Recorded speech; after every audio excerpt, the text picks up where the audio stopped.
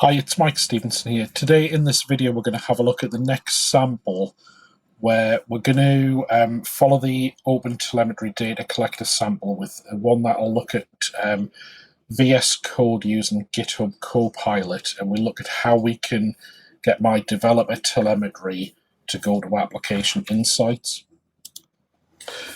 So why are we going to capture this telemetry? So good examples would be things like tokens per interaction, latency of requests, prompt audits, end-to-end trace, and that kind of thing. So there's a number of reasons why that developer telemetry might be useful, but even better is rather than just having individual developers locally, we can work as a team and get a holistic view across all of our developers.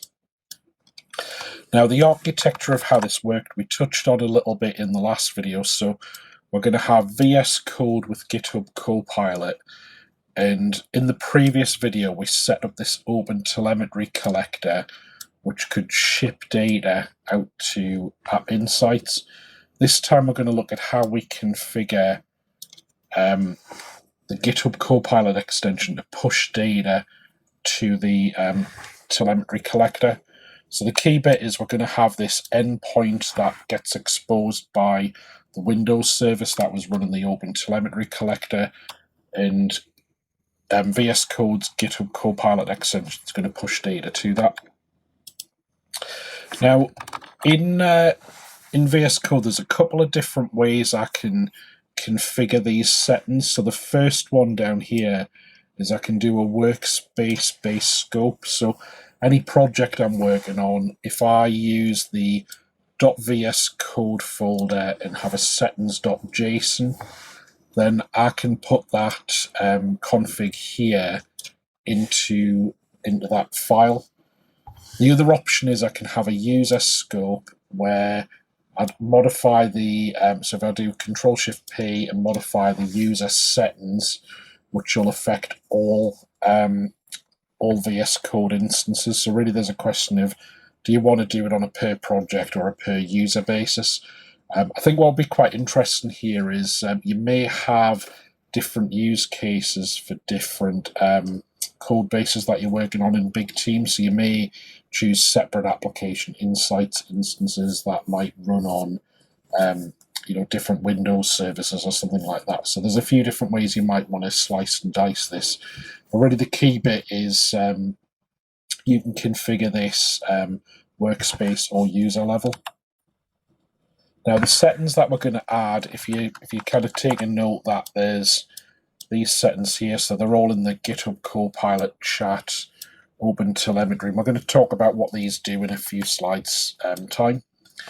Now the other option is, rather than doing it via the settings.json file, we can use environment variables as well. So you'll notice here you can set these particular environment variables and you can have the equivalent of this setting. So there's an example PowerShell script down at the bottom where I might set those. So I guess that would also give you an option for cross-machine. And I guess maybe if you're doing stuff outside of VS Code, maybe those environment variables would come in handy as well. Now, if we look at what each setting does, so the first one, the enabled, basically turns the OpenTelemetry on and off. So that's just a switch, really handy. The exporter type, in our case, we're doing the HTTP one. There is a gRPC one as well, which would run on a different port.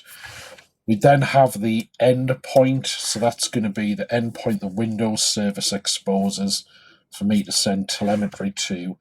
And I think the last setting is really important as well, about capture content. So if you want to capture the exact prompts and responses, you can turn this on. The trade-off is going to be that's going to log a lot of data potentially to App Insights. So you may want to have a look at how often you want to use that and just use it in troubleshooting scenarios.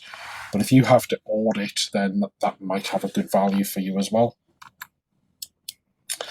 So the flow that we're going to execute here then, so as a developer, I'm going to have VS Code open.